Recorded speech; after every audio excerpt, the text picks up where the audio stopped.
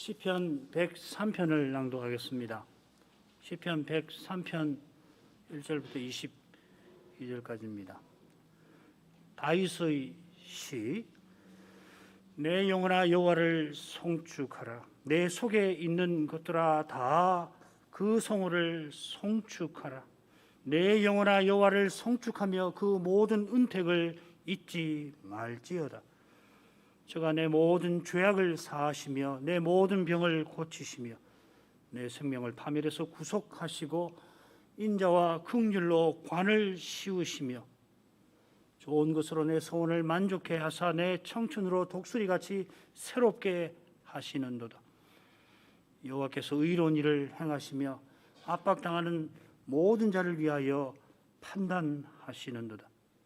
그 행위를 모세에게 그 행사를 이스라엘 자손에게 알리셨도다.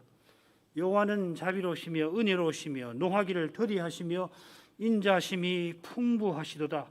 항상 경책지 아니하시며 노를 영원히 품지 아니하시리로다. 우리의 죄를 따라 차치하지 아니하시며 우리의 죄악을 따라 갚지 아니하셨으니 이는 하늘이 땅에서 높음같이 그를 경외하는 자에게 그 인자하심이 구심이로다.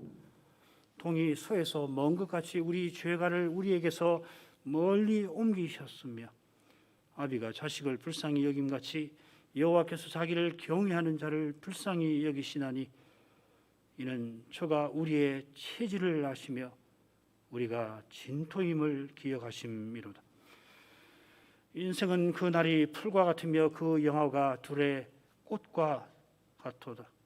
그것은 바람이 지나면 없어지나니 그것이 다시 알지 못하거니와 여호와의 인자하심은 자기를 경외하는 자에게 영원부터 영원까지 이르며 그의 의는 자손의 자손에게 미치리니 곧 그 언약을 지키고 그 법도를 기억하여 행하는 자에게로다. 여호와께서 그 보좌를 하늘에 세우시고 그 정권으로 만유를 통치하시도다.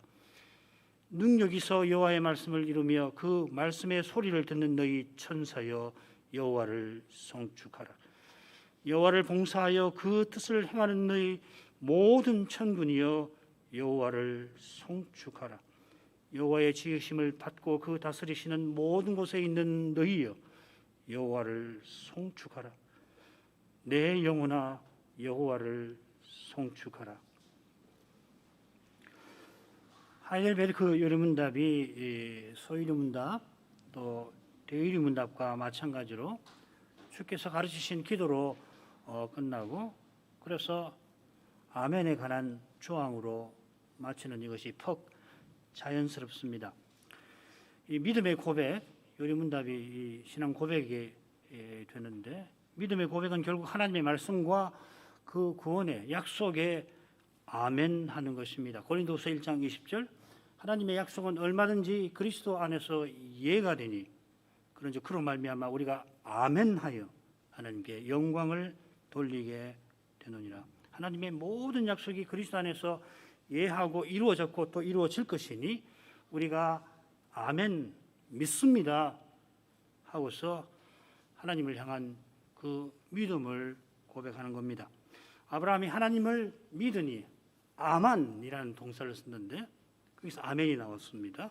하나님을 믿으니 아멘 하니 여호와께서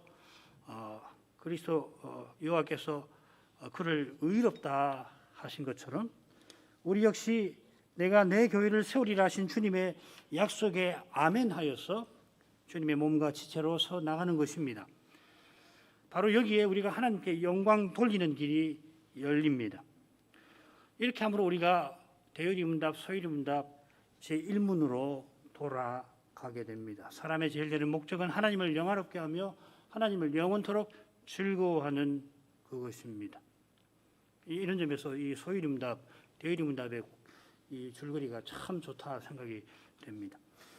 우리의 목적이시며 영원한 즐거움 되시는 삼위 하나님께 우리의 믿음을 고백하겠습니다. 127문 여섯째 간구는 무엇입니까? 우리를 시험에 들게 말게 하옵시며 다만 악에서 구하옵소서로 이러한 간구입니다. 우리 자신만으로는 너무나 연약하여 우리는 한순간도 스스로 설 수 없사오며 우리의 불굴 대천의 원수인 마귀와 세상과 우리의 육신은 끊임없이 우리를 공격하나이다.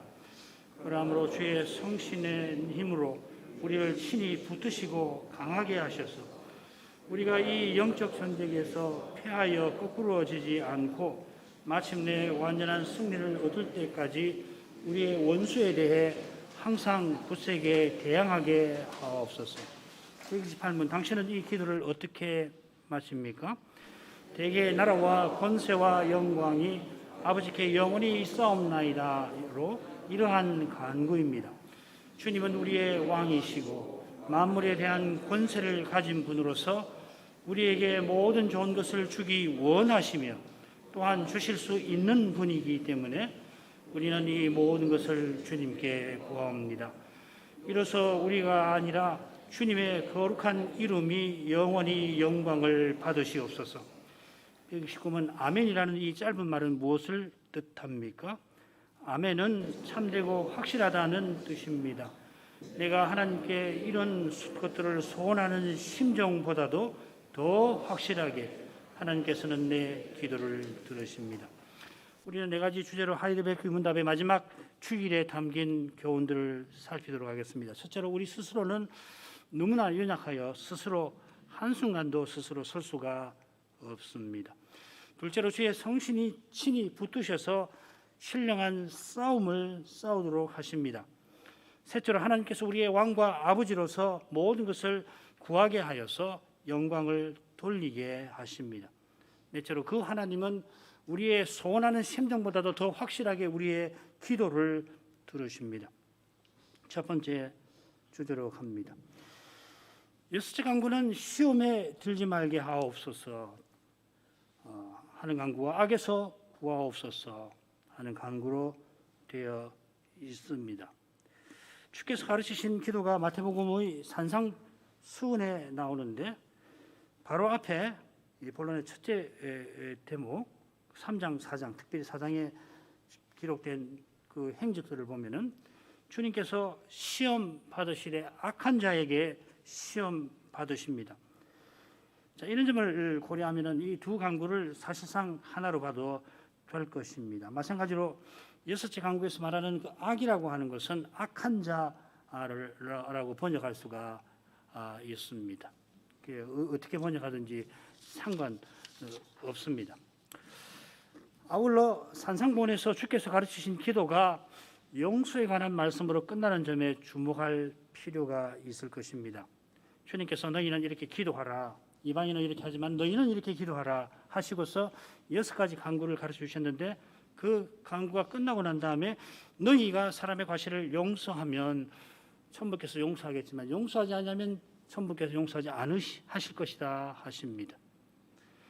넷째 대목의 교훈 저 18장에서도 주님께서 두 사람이 땅에서 합심하여 무엇이든지 구하면 들으시리라 하고서 기도에 관한 그 교훈을 베푸시는데 바로 그 앞에 권징에 대해서 용서의 주제가 나옵니다.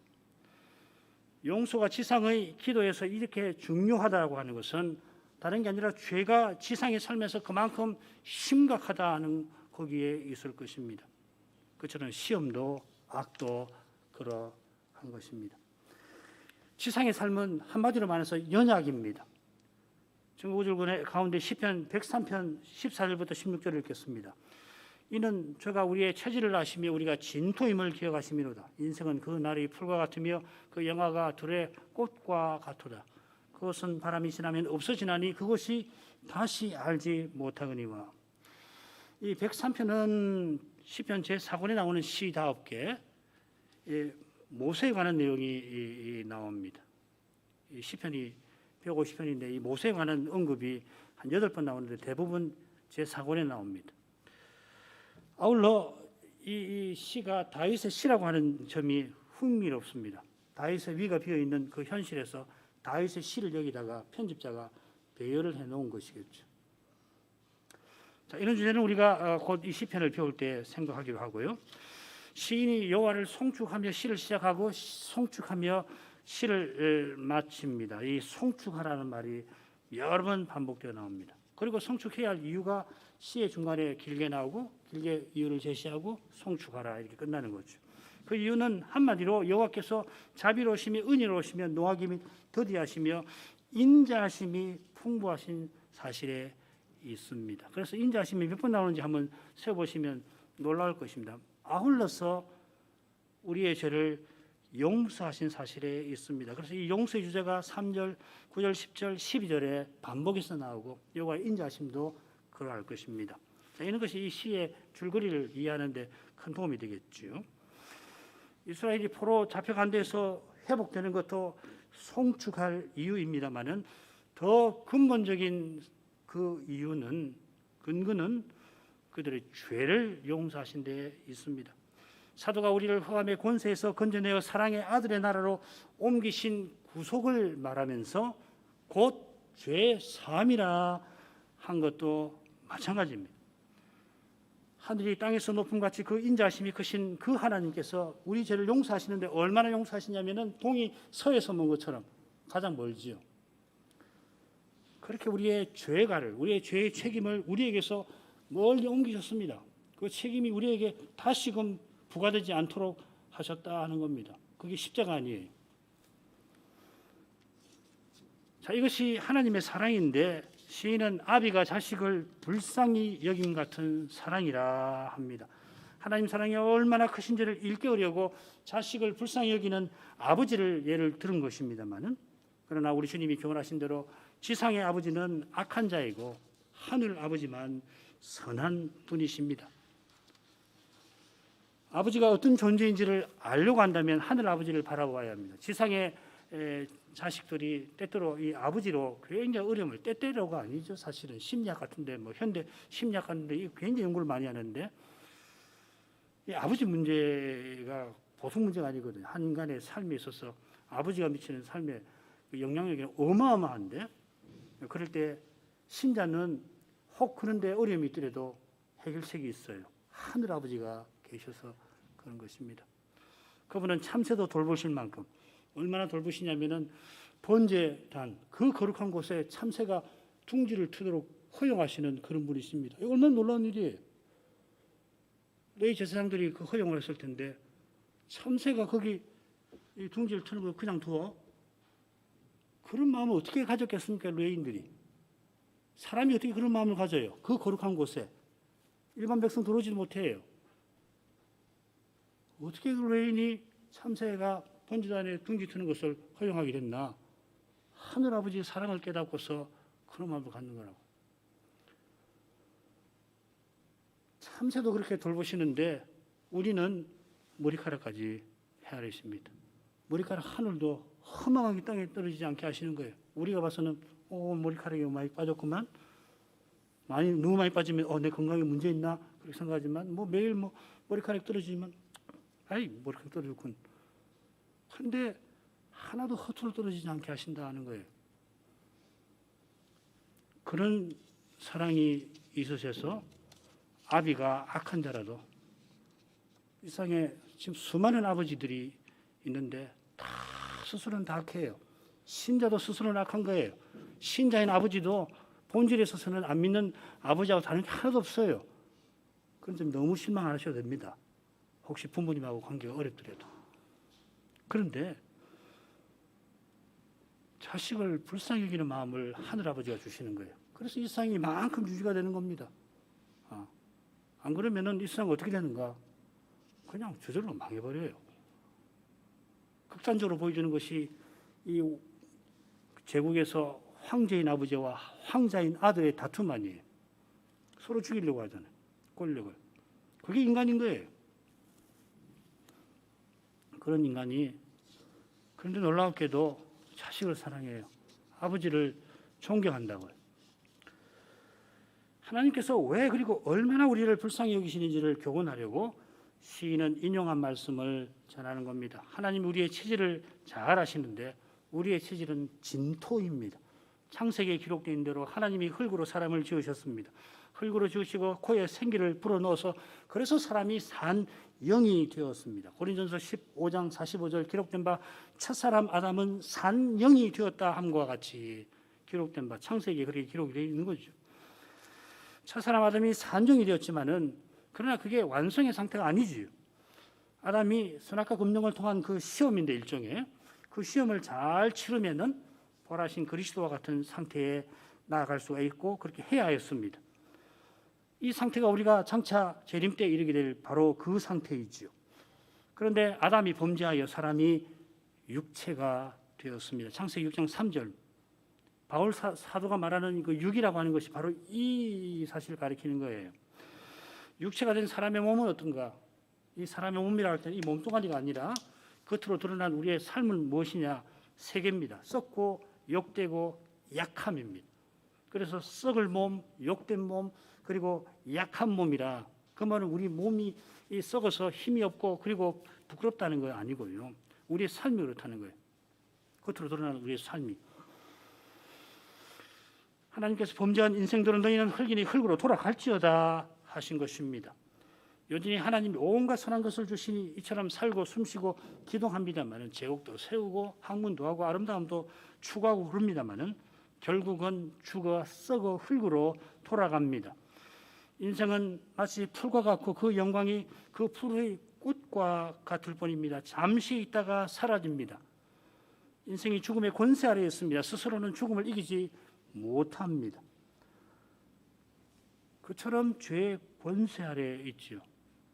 같은 것이죠. 인생은 죄의 종으로 나고 죽습니다. 주인인 죄가 시키니 아이고 어쩔 수 없이 해야지 하고서 하는 그런 종이 아니라요. 주인을 기꺼이 섬기는 종으로 한다는 것입니다. 그게 로마서 6장에서 그 사람이 죄의 종이라 할 때는 그런 말이에요. 그렇게 살다가 그 평생 죄를 주인으로 섬기고 받는 싹시 뭡니까? 사망, 영원한 죽음입니다. 얼마나 비참한지 모릅니다. 그런데 그리스도를 믿는 우리도 스스로는 다를 바 없습니다. 우리 찬송에 나오듯이 예수님 아니시면 살 수 없습니다. 예, 딱 그것입니다. 우리가 그리스도를 믿어 죄의 종살이에서 틀림없이 벗어났습니다만은 우리가 죄에 대해 죽었지 죄가 우리에 대해 죽은 거 아니에요. 우리가 이날에도 죄 사하여 주십시오 기도하면서 예배에 하나님께 나왔습니다. 더욱이 그렇게 연약한 우리를 마귀와 세상과 육신에는 한 마디 더 붙죠. 우리 육신이 끊임없이 우리를 공격합니다. 사단이 광명의 천사로 가장하니까 교회에 심지어 배도하는 일이 생기는 것입니다.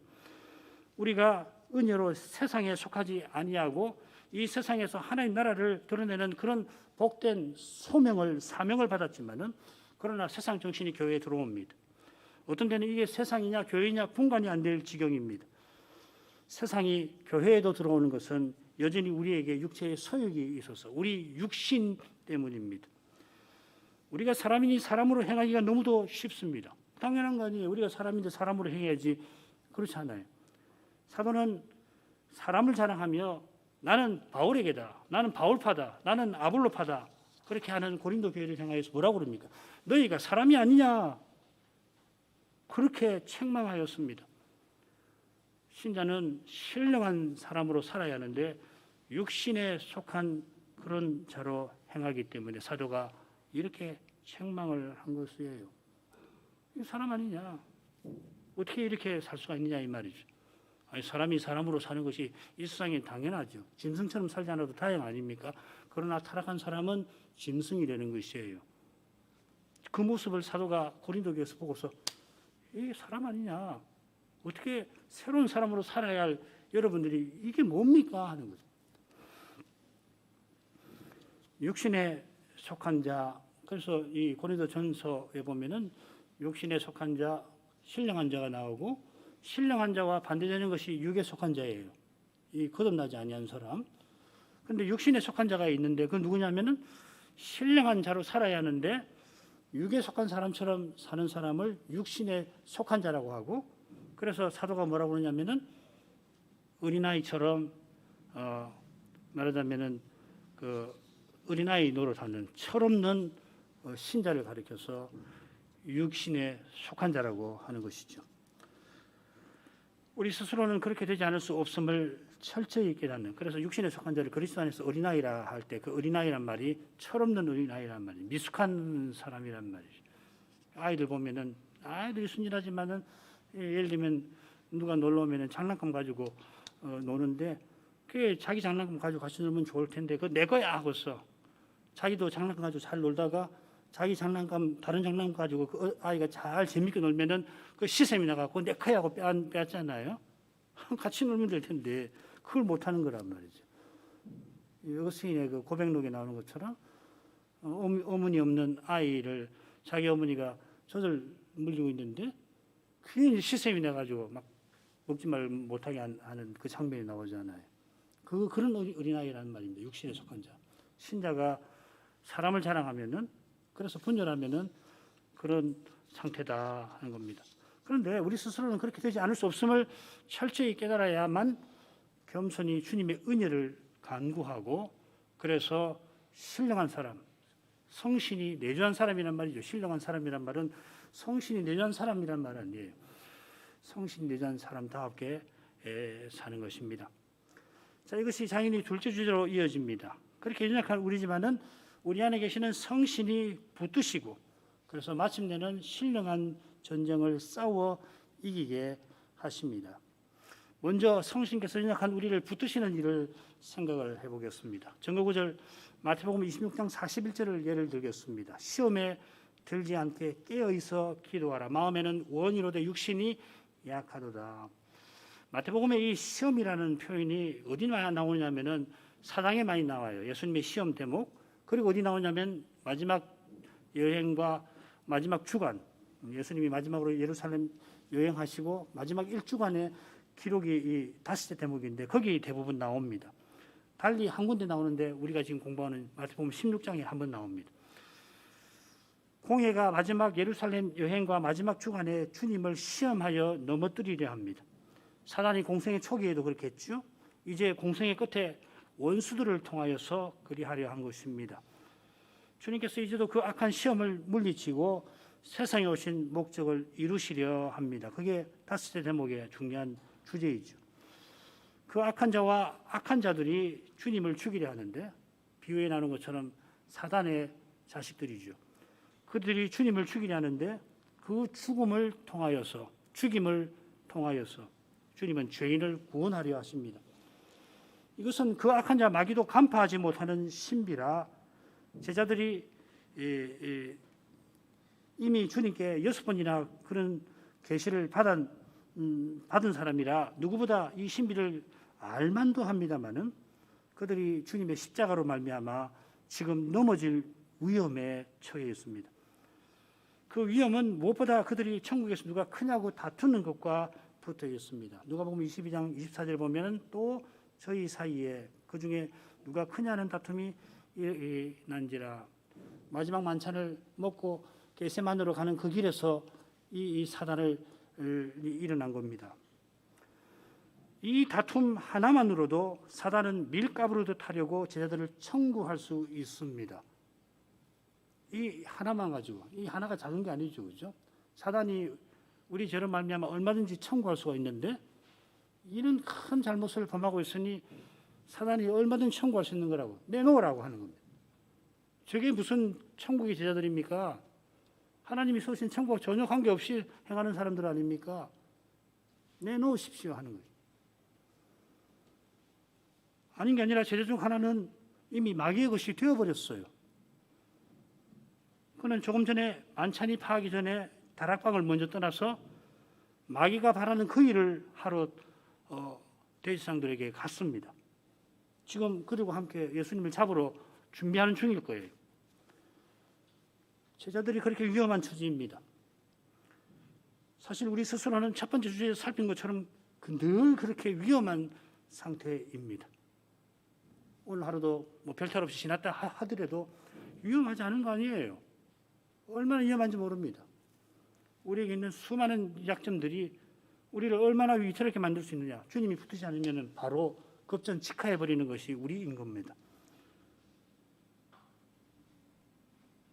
그런데 십자가 직전이라 마귀의 공격이 집요합니다. 주님께서 심어나 하시며 사단이 너희들을 청구하였지만은 그러나 내가 너를 위하여 내 믿음이 떨어지지 않기를 기도하였다 일러 주십니다. 이 기도를 이 말씀을 듣고도 정신 못 차리죠. 나중에서야 그 말씀이구나. 자기가 예수님을 3번 부인하고 난 다음에 그 말씀이구나. 주님의 기도가 아니었다면은 주님의 예고대로 주님을 3번이나 부인한 그 베드로는 가룟 유다보다 결코 낫지 못했을 것입니다. 이 교리 가져와서 베드로는 절대로 타락하지 않지. 그렇게 쉽게 말씀하시면 안 됩니다. 나중에 보니까 주님이 시켜주셔서 베드로가 위대한 사도로 살게 된 거지. 미리 가져와가지고 여기서 이 시점에서 베드로가 유다처럼 되지 않으라는 법이 어디 있어요? 그렇지 않습니까? 네. 주님 은혜 없이 떠나서는 내 구원을 어디서도 확신 못하는 거예요. 내가 오늘 제대로 살았다고 해서 그것이 내 구원을 내 근거가 되는 거 아니라고요. 이런 거는 그렇게 쉽게 가져와서 아무데나 드리려는 거 아니라고요. 오히려 얼마나 위태로운가. 베드로가 가룟 유다보다 더 나은 것이 뭔가? 아니, 우리가 가룟 유다보다 더 나은 게 뭐가 있습니까? 더 있습니까? 더 나은 거 있으면 하나님 앞에 제출하실 수 있겠어요? 없어요. 없습니다. 우리가 남보다 나은 게 하나도 없다고요. 자랑할 것이 하나도 없어요. 자랑할 거 허이 있다면 전적으로 받은 겁니다. 주신 거예요. 은혜예요. 은혜는 말할 것도 없고 은혜는 말 그대로가 하나님의 선물이고요. 그 외에도 내가 이 세상에 좀 남보다 나은 것이 좀 있다고 생각하시면 그게 재능이든지 돈이든지 명예든지 가문이든지 건강이든지 미모든지 뭐든지 다 받은 겁니다. 내가 아닙니다. 내가 남 손가락질 못해요. 자기 죄를 깨달으면 안 됩니다. 베드로가 3번 부인하기 직전에 겟세마네에서 주님께서 3번 내 원대로 마시고 아버지의 원대로 하옵소서 기도하셨습니다. 그때 베드로, 요한, 야고보를 특별히 데리고 가셔서 기도하셨지요. 주님께서 따로 기도하러 가시기 전에 세 제자에게 나와 함께 깨어 있어라 그렇게 당부하셨는데 첫 번째 가서 기도하고 돌아오셔서 보니까 자고 있습니다. 졸고 있는 그 베드로를 깨워서 너희가 나와 함께 1시 동안도 이렇게 깨어 있을 수 없더냐 하시고 아까 처음에 인용한 말씀 시험에 들지 않게 깨어 있어라 하셨습니다.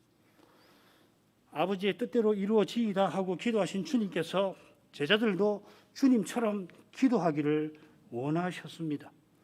그렇게 기도하지 아니하면 시험을 이기지 못하는 겁니다. 제자들이 아무리 죽을지언정 나는 주님을 버리지 않습니다. 다 주님을 떠날지라도 나는 절대로 떠나지 않습니다. 심지어 죽을지언정 주님과 함께 할 겁니다. 할지라도 연약한 육신은 죽음 앞에 실로 무력합니다. 주님께서 내 원대로 마옵소서 기도하며 십자가로 나아가실 수 있었던 것처럼 오직 하나님께서만 연약한 우리를 넘어지지 않게 붙드십니다. 이날에 우리에게 일어난 그 무수한 일들이 얼마든지 우리를 넘어지게 하는 요인이 됩니다. 얼마나 많은 일이 일어나는지 모르지만 그 하나 어떤 것이라도 그게 하나님이 우리를 지켜주시지 않으면 우리를 넘어뜨리게 하는 요인이 될 수 있다는 거예요. 너무 과장된 말씀입니까? 한번 자신을 시간 내서 한번 살펴보십시오. 오늘 우리가 혹 예배를 잘 드렸다 하더라도 예배를 잘 드렸다는 바로 그 사실, 아니 예배를 잘 드렸다고 생각하는 그 마음 말이에요. 그 우쭐해진 마음 말이에요. 그것이 우리를 얼마든지 넘어지게 할 수가 있잖아요. 오늘 오전에 베드로를 주님이 책망하신 데서 우리가 확인한 거 아닙니까? 주님 은혜로 역사상 가장 의미 있는 신앙 고백을 공적으로 한 그 사람이 말이에요. 예수님에게. 그리고 예수님의 그 복된 말씀을 들은 그 자리에서 사단아 내 뒤로 물러가라. 너는 나를 넘어지게 하는 자로다. 책망을 받지 않았습니까? 네. 예수님이 붙지 않으시면 그 사람이 예수님을 시험해서 마귀처럼 말이에요. 그렇게 했을 거 아니냔 말이에요. 주님이 이 순간에도 나를 붙드십니다. 하나님이 연약한 우리를 이렇게 붙드시는 것은 목적이 있는데 신령한 싸움을 치르게 하심입니다. 에베소 6장 10절부터 12절까지 읽겠습니다. 정말로 너희가 주 안에서와 그 힘의 능력으로 강건하여지고 마귀의 괴계를 능히 대적하기 위하여 하나님의 전신갑주를 입으라. 우리의 씨름은 혈과 육에 대한 것이 아니요 정사와 권세와 이 어두움의 세상 주관자들과 세상에 있는 악의 영들에게 대함이라. 잘 아시는 대로 바울 사도가 이 에베소서에서 주님의 교회에 관하여 실로 높은 교훈을, 고상한 교훈을 전하고 있는데 이 전투하는 교회에 관한 교훈으로 이 에베소서를 마칩니다. 바로 앞에서는 5장 21절부터 6장 9절까지에서는 그리스도 안에서 맺는 새로운 인간관계에 대해서, 그래서 남편과 아내, 부모와 자식, 주인과 종의 그 관계를 통해서 그리스도 안에서 새로운 관계를 맺는 것을 권면합니다. 그 원칙은 우리가 그리스도처럼 사랑하고 주 안에서 서로 복종하여서 새로운 사회를 이루라 하는 것입니다. 영원한 제국에 방불하는, 영원한 제국의 그 실질적인 모습을 인간 관계에서 구현하라 하시는 말씀이죠. 이것은 우리가 이 세상에서 머리신 그리스도께 자라가는 모습일 겁니다. 그런데 그 거룩한 길에 교회는 반드시 신령한 싸움을 치러야 합니다. 마귀가 세상과 육신과 더불어서 그리스도를 대적하는 까닭에 그리스도의 몸인 교회를 가만두지 못합니다. 아주 그냥 둘 수가 없습니다. 이 신령한 싸움은 결국 마귀의 괴계를 대적하기 위한 것인데요. 마귀의 괴계는 사람의 괴계로 교회를 유혹합니다. 히브리서 에베소서에 이 말이 두 번 나오는데 여기 6장에 마귀의 괴계라고 쓰여 있고 에베소 4장 14절에서는 간사라 이렇게 번역이 되어 있습니다. 이 유혹에 빠지지 않으려면은 말씀을 전하고 받아서 사람 가운데에서 머리신 그리스도께로 계속 자라가야 하는 것입니다. 그래서 4장 11절부터 13절, 14절은 금방 말씀드렸죠. 사람의 그 간사한 유혹을 이렇게 빠지지 않아야 된다. 그리고 15절, 16절, 15, 16절하고 11절부터 13절이 같은 내용입니다. 그 사이에 이 사람의 괴계, 곧 마귀의 괴계에 대한 경고가 있는 것입니다. 이렇게 사람 가운데에서 하나로 주님께로 자라가는 교회는 주님께서 신령한 싸움을 치르게 하시고 또 이기게 하시는 것입니다. 이것이 주 안에서와 그 힘의 능력으로 강건하여지고 하신 말씀에 담긴 핵심 교훈이기도 합니다. 우리가 너무나 연약해서 한순간도 스스로는 설 수 없는 것을 늘 깨달아서 예배 때마다 깨닫는 겁니다. 날마다 깨닫는 겁니다. 날마다 말씀을 보면서 이것부터 깨닫는 것이에요. 그래서 항상 주 안에 거하여 주님의 힘의 능력을 받아야 합니다. 그래서 이것이 교회의 신자의 간구여야 할 것입니다. 오늘 우리가 헌장에서 천명한 대로 반신국적 세력의 도전 앞에는 전투의 교회의 자세를 분명히 취하고 지속해야 한다는 그런 소명을 우리가 받은 사실을 잊지 말 것입니다. 헌장 맨 처음에 그리스도 교회의 가장 바른 자태를 구현하기 원하여 우리가 교회 연합을 형성한다 천명한 것하고 똑같은 내용일 것입니다. 어느 때보다 우리가 그런 자세를 취해야 할 것임을 명심할 것입니다. 이런 것들이 지금 현실에서 코로나19라고 하는 세계적 대재난으로 특징되는 이 현실에서 놓쳐서 안 될 중요한 점입니다. 이는 시대적 도전에 맞서서 신령한 전투를 하려는 교회와 신자라면 오직 그리스도 그 믿음 위에 견고히 서야 합니다. 그것은 사도처럼 그리스도를 전부로 삼는 것입니다. 이렇게 주께서 가르치신 6 간구의 교훈을 간단하게나마 다 살폈는데 이제 매주말로 가십시다. 하이델베르크 요름답은 매주말에 나오는 성령도 간구로 보고 있습니다. 이러한 간구입니다. 이렇게 해석을 해놨죠. 우리가 하나님의 거룩한 이름을 찬송하려 할 때에 하나님께서 먼저 그 이름을 거룩하게 해 주셔야 하는 것입니다. 그처럼 우리가 하나님의 영광을 뵙고서 찬송할 때에 그 찬송을 받아 주셔야 합니다. 또한 주님의 영광을 영원히 찬송하기를 바라고서 저 영원한 나라에 들어가게 해주시기를 구하는 것입니다. 성령하는 영광 찬송을 드리는 우리의 마음을 이런 간구가 있는 것입니다. 나라와 권세와 영광이 하나님께서 우리의 왕이심을 보여주는데 왕이신 하나님을 우리는 아버지라 부릅니다. 하늘에 계신 우리 아버지, 왕이신 하나님께서 우리에게 모든 좋은 것을 주실 수 있는 분이신데다가 하늘에 계신 우리의 아버지로서 주기를 원하십니다. 이런 분이시라 우리가 하나님께 기도할 수가 있습니다마는 이런 분이시라 실은 우리들어 기도하게 하십니다. 우리가 구하지 않아도 기꺼이 주십니다마는 기도하라 하셔서 아버지의 사랑의 영광을 깨닫도록 하십니다. 하나님 우리와 교제하기를 원하셔서 우리들어 기도하게 하십니다. 마음에 하나님 부르고 싶은 심정이 일어날 때 부르셔야 하는 겁니다. 하나님 아버지, 기도 길게 할 거 없어요. 하나님 아버지, 정말 하나님 아버지로 믿고 아버지께 이름을 부르는 거예요. 그 심정을 다 알아주시는 거거든요. 하나님 아버지, 슬프면 슬픈 대로, 기쁘면 기쁜 대로 하나님을 부르는 것이라고요. 그거 원하시는 거라고요. 우리 교회는 기도가 얼마나 중요한지를 계속해서 배운 교회라 참 많은 은혜를 누리고 있습니다만은 이 부작용도 있는 것 같아요. 듣지 아니하시는 기도도 있다 하는 그 가르침, 한국 교회에서는 뭐 기도 많이 하면은 잘하는 줄로 알고 그렇게 기도 그렇게 하고 사실 우리 교우들 가운데 아마 많은 분들이 기도를 얼마나 열심히 했는지 잘 알고 있습니다. 그러다가 모든 기도가 들으시는 기도가 아니라 듣지 않은 기도도 있구나. 그런 기도를 어떻게 드리랴. 그런 깨달음에 이르렀는데 그만 부작용으로 그러나 들으시는 기도를 그리스도 이름으로는 틀림없이 들으시니까 하나님 우리 아버지가 되셨으니까 탄식을 해도 들으시고 심지어는 탄식하며 하나님 이것도 기도구나 하는 것을 알고서 열심히 더 간절히 그리스도를 의지해서 기도해야 되는데 우리가 기도 못한 것이 사실인 것 같아요. 지금이라도 하나님 이름을 부르셔야 합니다. 하나님 아버지, 우리 자식들이 우리가 부모인데 자식이 와서 아버지 하고 이야기할 때 그게 슬프면 슬픈 대로 기쁘면 기쁜 대로 그것이 얼마나 좋아요.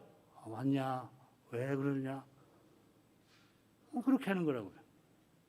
하늘아버지는 뭐 얼마나 우리 마음을 잘 아시고 우리 심정을 헤아려 주시는 분입니까?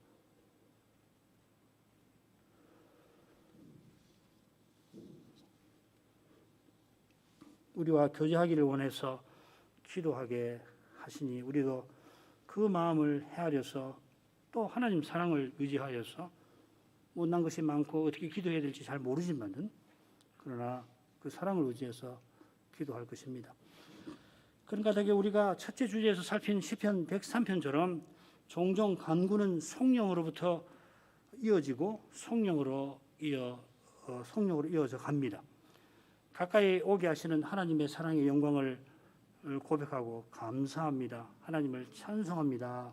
고백하고 이 사랑의 하나님께 모든 좋은 것을 구합니다. 하나님께서 모든 좋은 것을 구하게 하셨으니 그 사랑을 다시금 깨닫고 감사의 찬송을 드리는 것입니다. 모든 좋은 것이 6 간구에 들어있는데 결국 왕이신 하나님이 그리스도 안에서 아버지로서 베푸시는 인자와 성실하심입니다. 할빈 선생이 기독교 강요에서 그리스도의 모든 은덕, 모든 은덕을 둘로 의롭다 하심과 거룩하게 하심이라 하였는데 의롭다 하심은 심판장이신 하나님이 우리의 아버지 되어주시는 사랑의 아버지가 되어주시는 것이고 거룩하게 하심은 그 아버지와 교제하는 것입니다. 바울 사도가 양자됨을 말하면서 의롭다 하심을 강조했다면 요한 사도는 하나님께로서 낫다, 우리는 하나님께로 난 자라 하고서 거룩하게 하심을 강조하였습니다. 두 신학자가 각각 서방교회와 동방교회, 기독교를 크게 둘로 나누면 서방교회와 동방교회, 우리는 서방교회입니다. 로마 가톨릭에서 나왔으니까 우리는 서방교회죠. 서방교회와 동방교회에 각각 큰 영향을 끼쳤던 것은 우연이 아닙니다. 모든 좋은 것은 홀로 선하신 하나님을 가까이 하는 거기에 있는 것입니다. 달리 선한 것 없어요. 하나님 따라 선한 것 하나도 없습니다. 홀로 선하신 그분께 가까이 가는 것. 그것이 선한 것이고, 그러라고 오늘 또 온갖 선한 것을 우리에게 주신 것입니다. 요한복음 14장 13절 너희가 내 이름으로 무엇을 구하든지 내가 시행하리니 이는 아버지로 말미암아 아들을 인하여 영광을 얻으시게 하려 함이라. 우리가 그리스도 이름으로 무엇이든지 구할 때에 그리스도께서 구하는 그것을 이루시고 그로 말미암아 아버지께서 영광을 얻으십니다. 우리가 그리스도로 말미암아 참으로 기도할 때에 하나님이 그리스도 안에서 우리 아버지 되심을 드러내 주시고 그 영광을 깨달아 찬송하게 하시는 겁니다. 이보다 좋은 것이 우리에게 없을 것입니다. 한 마음이 되어서 하나님이 그리스도 안에서 우리를 위해서 행하신 구원의 큰 일을 보고서 우리가 한 마음으로 그분의 그 구원을 찬송하는 것, 이보다 좋은 것이 없어요. 예배에 와서 한 마음이 되어서 하나님의 영광을 깨닫고 찬송하는 이것이 이 지상의 삶에서 얼마나 중요한 기쁨인지 우리는 다 알고 있습니다. 이 기쁨을 허락해 주시기를 기도해야 하는 것입니다. 하나님의 사랑이 우리에게 가장 절실한 것일 뿐만 아니고 실은 절실한 전부입니다. 온 천하를 얻는다 한들 거기 하나님 사랑이 없으면은 아무것도 아니에요. 그러나 혹 이렇게 가난할 수가 있나? 이렇게 내가 힘들 수가 있나? 그런 마음이 들지라도 그리스도 안에서 드러내신 그 사랑을 깨닫는다면은 그 현실에서도 여전히 그 현실은 지속이 될 가능성이 있는데 거기서도 하나님 사랑을 인하여서 틀림없이 감사함을 느끼게 하실 것입니다. 이제 마지막 주제로 가겠습니다. 주님께서 가르쳐 주신 기도는 아멘으로 끝납니다. 아멘은 참되고 확실하다 하는 뜻이에요. 역대기 16장을 보면은 다윗이 언약궤를 예루살렘 장막에 잘 모시고 레인들들어 찬송하게 하죠. 그 찬송이 뭐로 시작되냐면 여호와께 감사하라로 시작되고 그리고 끝에는 여호와 이스라엘의 하나님을 영원부터 영원까지 송축할지어다 하고 끝납니다. 레인이 이렇게 찬송을 드리고 나니까 모든 백성이 아멘 하고서 여호와를 함께 찬송하였습니다. 언약궤를 모실 때 그 광경을 아시죠? 얼마나 깊은지 다윗 왕도 그냥 옷을 왕복을 벗어버리고 춤을 출 만큼 모든 백성이 기뻐하였습니다. 하나님이 우리 가운데 영광 보좌를 펼치신다 생각을 했으니까요. 레인의 찬송을 듣고 하나님을 영원히 송축하는 그 복된 구원을 바라보면서 꼭 그렇게 되기를 간구하는 심정으로 아멘 한 것입니다. 우리 요리문답이 교훈하는 대로 주께서 가르치신 그 기도의 교훈들을 깨닫는 교회와 신자라면 똑같은 마음으로 아멘 할 것입니다. 우리가 아멘하며 소원하는 하나님이 우리 기도를 들어주시기를 소원하는 그 심정보다 그러나 더 확실하게 하나님은 우리의 기도를 들어주십니다. 이사야 65장 24절을 인용합니다. 그들이 부르기 전에 내가 응답하겠고 그들이 말을 마치기 전에 내가 들을 것이며 이 말씀은 조금 앞으로 올라가서 17절을 참조해야 됩니다. 보라 내가 새 하늘과 새 땅을 창조하나니 하신 그 말씀에 붙여서 읽어야 합니다. 새 하늘과 새 땅은 재림 때에 나타날 영원한 나라를 결국 가리키겠습니다만은 아직 바벨론 포로 회복이 이루어지지 아니한 이사야의 관점에서 묘사한 것이라 그래 어떻게 묘사하냐면 주의 백성의 수환이 나무의 수환 같아 나무처럼 오래오래 살 것이다 하면서도 100세에 죽는 자가 아이겠다 죽는 일을 이야기를 해요. 그러니까 우리가 아는 영원한 나라하고는 좀 안 맞죠. 그런 나라라서 우는 소리와 부르짖는 소리가 그 가운데 다시 들리지 않겠습니다마는 가옥을 건축하거나 포도원을 재배한다고도 표현합니다. 요한계시록 보면 우리가 가옥을 건축한다든지 포도원을 재배한다든지 그런 필요가 전혀 없지 않아요. 영원한 나라 거기서는 물론 죽지 않고 오래 살고 먹고 사는 문제도 없습니다마는 그러나 거기서 무엇보다 중요한 것은 하나님과 온전한 사귐에 이르는 것입니다. 여호와께서 예루살렘을 즐거워하고 주의 백성을 기뻐하신다 하였습니다. 그러니 우는 소리, 부르짖는 소리 다시 없는 것입니다. 그처럼 하나님께서 부르기 전에 응답하시고 기도가 마치기 전에 들으십니다. 아버지께서 아들을 영원한 가운데서 이와 같이 대하실 것 같습니다. 그런 친밀한 교제에 우리가 영원히 나아갈 것입니다. 이런 친밀한 교제를 위하여 1절 보시면은 여호와께서 뭐라고 예언을 하시냐면 나를 구하지 아니하던 자에게 물음을 내가 받고 나를 찾지 아니하던 자에게 내가 찾아냄이 되고 내 이름을 부르지 아니하던 나라에게 내가 여기 있노라 내가 여기 있노라 두 번이나 그렇게 하셨다 합니다. 바울 사도는 바로 이 말씀을 로마서에서 인용을 하여서 여호와께서 자기를 등진 이방인을 자기 백성 삼으신 일이 이루어졌다고 교훈합니다. 로마 10장 20절에 인용이 되었습니다. 하나님께 묻지 아니하던 우리가 이제 하나님께 기도하게 되었습니다. 하나님을 찾지도 않던 우리가 하나님의 영광을 뵙습니다. 하나님의 이름을 부르지 아니하던 우리에게 하나님께서 함께 하십니다. 이런 사랑을 깨닫는 사람은 하나님이 우리가 소원하는 것보다 더 확실히 우리의 기도를 들으신다는 것을 틀림없이 그리스도 이름으로 기도하는 이 기도를 들으신다는 것을 넉넉히 믿을 것입니다. 때때로 아니라 어렵죠. 특별히 현실이 어려울 때 정말 간절한데 하나님 내 기도를 들으시는가? 내가 기도를 잘못 드리는 거 아닌가? 어떤 현실은 뭘 기도해야 될지 모를 때가 있어요. 기도를 가장 해야 할 때이지만은 그러나 뭘 구해야 하지? 무엇이 주님의 뜻이지?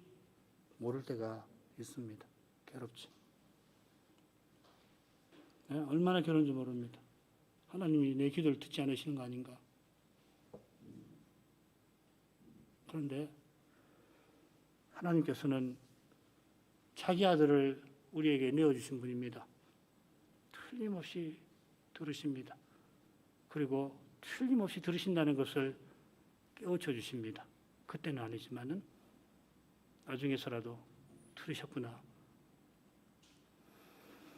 그처럼 하나님께서 응답하실 때는 우리가 생각하는 것이나 구하는 것에 넘치도록 응답하십니다. 우리가 바라는 영원한 하늘나라, 하나님 말씀에서 하늘나라에 대해서 수도 없이 배우지만은 우리가 그 나라에 들어갈 때 우리가 배운 것이 사실이지만은 모두 새로울 것입니다. 이게 뭔가? 그처럼 지금 우리가 믿음으로 서로를 대하지만은 장차 그 나라에 가서 우리 서로를 대할 때 그리스도처럼 변한 서로의 모습을 볼 때 깜짝 놀랄 것입니다. 지금 실망한 거 다 사라져 버릴 거예요. 어떤 신학자는 그 광경을 보고 자기도 모르게 그 앞에 경배를 하게 될 것이다 하였습니다. 서로를 보고서 그리스도는 변해져 있으니까 우리가 주님께 경배하듯이 서로를 보고서 그냥 엎드려서 경배하게 될 거라. 서로에게 경배하게 될 만큼 변화된 우리에게 무슨 실망이 있겠습니까? 다 사라져 버리는 거예요. 예, 지금 해결하지 못하는 거 있을 거예요. 용서 못할 거 있을 겁니다. 용서하고 싶어도 안 되는 게 있을 거예요. 그렇습니다. 그게 우리 연약함이에요. 그때는 용서하고 자시고 할 게 없어요. 이걸 믿으셔야 합니다. 이걸 믿고 우리 눈앞에 현실을 힘들지만 대면하는 것이에요. 또 안 될 겁니다. 또 말씀을 듣고 또 대면하는 거예요. 얼굴 보면은 괴로울 거예요. 혹은 현실을 보면은 힘이 없을 겁니다. 이게 뭔가? 이게 내가 믿고 하나님 말씀 믿고 살아온 그 결과가 이건가? 또다시 말씀을 듣고 대면하는 거예요. 그러면은 언젠지 모르지만은 주님 앞에 주님 품에 나가 있을 겁니다. 그리고 그리스도처럼 변화되어 있을 것입니다. 기도합시다. 걸어가신 아버지, 하나님을 등진 저희들이라 하나님을 가까이 하라고 예수님을 세상에 보내주셨습니다. 예수께서는 영원한 가운데 아버지를 향하여 계시는 분이시므로 우리가 어떻게 하나님의 이름을 부르며 하나님께 무엇을 구하며 또 어떻게 구하는지를 가르쳐 주셨습니다. 주님께서 가르쳐 주신 대로 기도할 때에 기도가 하나님께서 요구하시는, 우리에게 바라시는 감사의 가장 중요한 부분임을 고백하게 될 줄 믿습니다. 하나님께 감사하게 될 것입니다. 하나님께서 우리의 기도를 얼마나 기뻐하시는지를 십자가에서 거듭 확인합니다. 그리스도께서 십자가에 달리셨을 때 하나님께 나아가는 새롭고 산 길이 활짝 열렸습니다. 우리가 하나님을 가까이 하게 하신 것입니다. 우리가 그리스도 이름으로 기도할 때 하나님은 틀림없이 들으십니다. 이보다 틀림없는 것이 없는 줄 압니다. 심지어 우리가 바라는 것보다 더 듣기를 원하십니다. 이것 또한 틀림없는 진리입니다. 그러므로 우리가 기도하는 것은 하나님이 기도하게 하신 것이 분명합니다. 가장 기도하기 힘든 그때에 하나님께서 기도하게 하시는 그것을 잊지 않게 하옵소서. 하나님 이미 함께 하심을 기억하게 하옵소서. 하늘에서 그리스도가 우리를 위해 간구하십니다. 우리 안에서 성신은 말할 수 없는 탄식으로 우리를 위하여 아버지의 뜻을 조차 구하십니다. 저희들을 기도하게 하시니 성신 안에서 늘 기도하게 하옵소서. 기도하여 하나님을 늘 가까이 하게 하옵소서. 하나님을 가까이 하는 이것이, 하나님이 가까이 해주시는 그것이 우리에게 절실한 전부입니다. 지금도 장차도 그러합니다. 예수님 이름으로 기도합니다. 아멘.